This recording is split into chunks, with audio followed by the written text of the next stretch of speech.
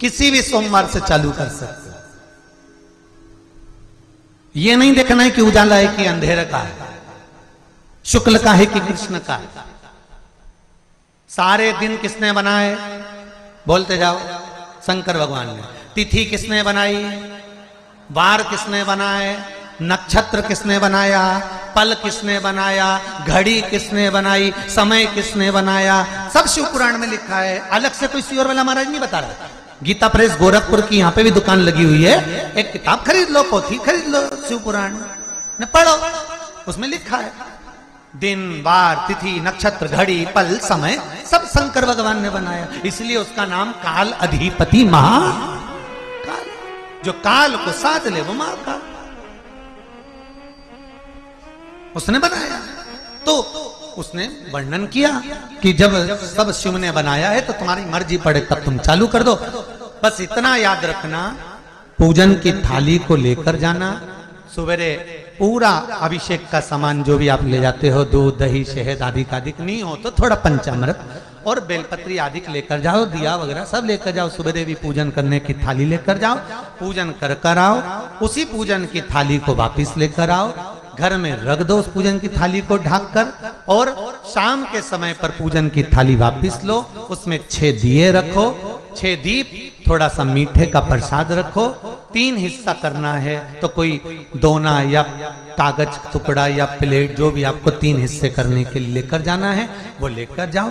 और बाबा का जो थाली रखी है पूजन की वही थाली ले जाओ, पूजन का सामान ले जाओ। भगवान की शंकर जी की शाम के समय पर पूजन करो। पूजन करते समय शाम के समय पर अभिषेक करने की जरूरत नहीं है क्योंकि सुबह तुमने कर दिया है। शाम को जल का छींटा देकर, अधिक जल का छींटा देकर भगवान को सब पूजन कर कर 5 दिए शंकर भगवान के सामने प्रकट कर दो। जो प्रसाद लेकर गए हो मीठे का उसके 3 हिस्से कर दो।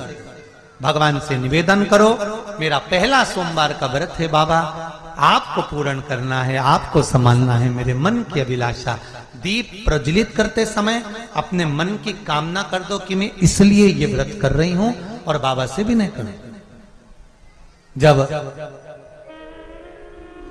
दिए लगाकर पूजन कर कर वापिस आओ, एक दिया थाली में जो रखा है उसको वहां पर नहीं जलाना है, ऐसा कैसे ही लेकर आना बिना जलाया हुआ।